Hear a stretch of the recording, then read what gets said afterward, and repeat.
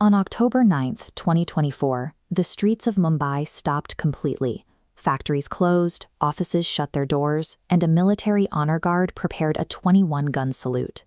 This level of national grief is usually reserved for a head of state, but the man receiving it had never held public office. Ratan Tata ran a massive global empire, but he never actually acted like a traditional corporate titan. He avoided political influence, he stayed away from the press, and never fought for the spotlight. He answered every attack, every failure, and every challenge with a disciplined, unbreakable silence. When he took over the Tata Group as chairman in 1991, the 95 companies he inherited were struggling, and the senior leadership actively despised him. Powerful, older executives like Russi Modi treated him like a weak placeholder. They mocked him openly in board meetings and went to the media, calling Ratan and his new management team a bunch of jokers who would ruin the company. Ratan didn't call a press conference to defend himself, and he didn't scream at his executives. He simply went to the board and introduced one new administrative rule. From that day forward, the mandatory retirement age for a chairman was 75, and for managing directors, it was 65. No exceptions. In a single signature, a 30-year-old corporate power structure collapsed. His loudest critics suddenly found themselves aged out of the very companies they thought they controlled, and Ratan took absolute command. It was a lesson he learned as a child from his grandmother, Navajbai, during his parents' highly public divorce. She taught him that people will always try to break you, but instead of fighting in the mud, you stand tall, stay quiet, and let your actions do the talking. That same discipline was tested in 1999. After spending 6 years developing India's first indigenous car, the Indica, the vehicle faced early technical issues. Ratan flew to Detroit to negotiate a deal with Ford.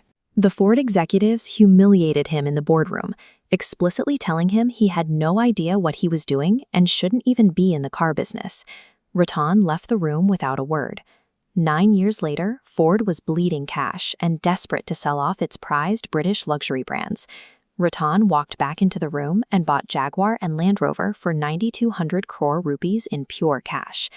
This chart shows the escalating bids during the brutal 9-round auction between Tata and Brazil's ESN over Chorus Steel. Ratan had already acquired the iconic British tea brand Tetley, but as he aggressively pursued this massive piece of the UK steel industry, onlookers thought he was losing his mind. The Brazilians offered 603 pence per share. Ratan made his final move, 608 pence.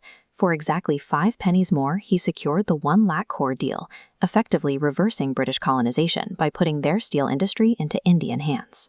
He never put out a statement bragging about outsmarting the competition, and he never used the word revenge when talking about Ford. True corporate dominance speaks for itself.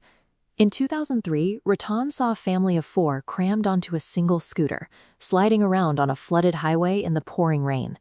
He made a promise that day to build a car safe enough for a family, but cheap enough for anyone to afford, exactly 1 lakh rupees.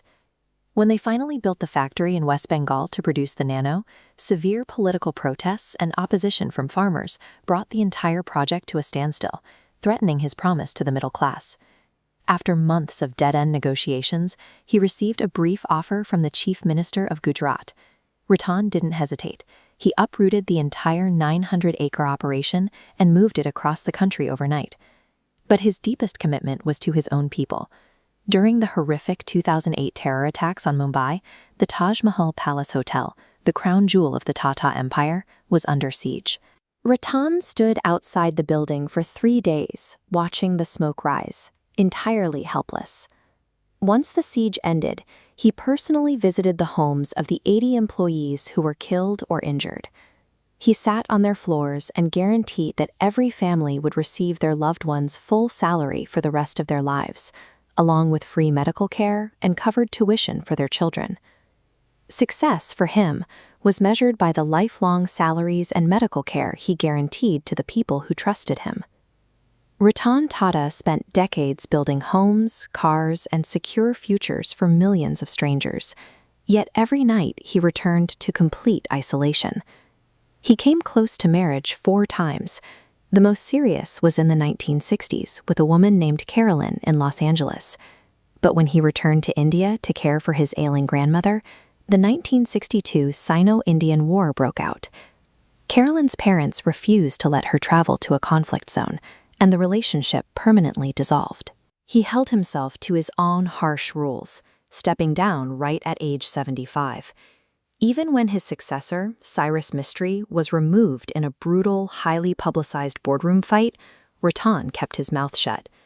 When Mistry tragically died in a car crash in 2022, Ratan maintained total silence, refusing to weigh in on a rival's misfortune.